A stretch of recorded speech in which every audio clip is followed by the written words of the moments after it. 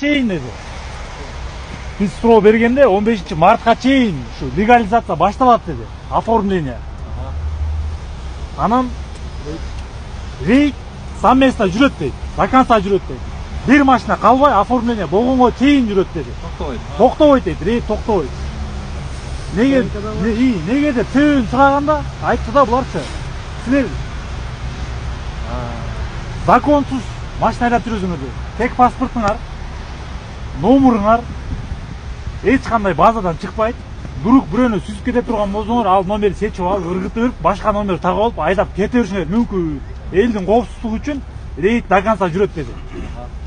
Анан штраф стоянка боюнча. Штраф стоянка азыр разработкада экен адагы. 100 сомдон өйдө жогору болуп калышы мүмкүн дейт. Кээ бир жер таможнянын өзүнүн стоянкасында тургандар 100 сомдон болушу мүмкүн экен. А бул дагы под вопрос. Бесплатный болот деген жок экен бул жерде. Бесплатный болот деген жагынан үмүтүңөрдү үзүп койгула. Ачык сөз да. Анан бая монтаждап, анан башка кылып, анан мына кылып деп жүрүп аткан жерибиз жок. Ошол жерге барганда суроолорду бердик.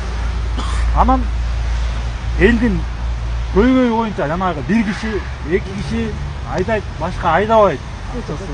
Акчасы боюнча алда разработкада дейт, биз так маалымат бере албайбыз дейт. Жана сатканы боюнчачы, алып сатканы боюнча дагы так маалымат бере албайбыз. Алып сатканы, анан бир кишиге каттай турганы, акчасы боюнча анын баардыгын унадан сурап керек экен. Баардыгын унадан сурап. Бул жерде вопрос эми унага барышыбыз керек. Бул жерден ответ алдык да таможнядан. Таможня өзүнө тиешелүү суроолорго жооп берди. Жана рейд маселеси таможня тийиштүү болчу.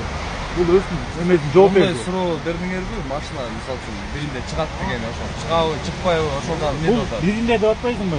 Бул 15-мартта 2 ай толук срок толот экен, 2 айга. Бая президент указ бербеди. Берилген срок.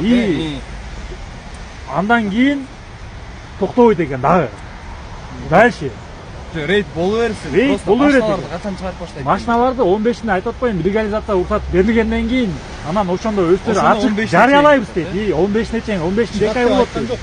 Чыгат деп айткан жок, бирок ошондо жарыялайбыз деди. Эмне кылыш керек?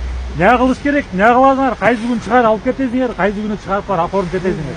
Ошол эле суроо болду. Элдин атынан айрылдык, элдин атынан суроолорду бердик. Ошол маалыматтарды алдык. Башка эчтеке жок. Рейд токтобойт экен. Анан брат жана стоянка маселесичи, мисалы мияка 100 000 сом, 100 000 калды да кой. 100 000 болду, анан стоянкага пул дагы төлөсө